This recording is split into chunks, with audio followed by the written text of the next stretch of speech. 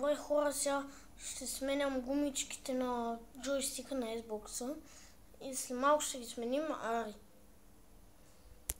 Хора, само да ви кажа, това е последната игра с този джойстик. Ето хора, това е смяната на джойстика и ето как се получиха. Хубаво, но трудно.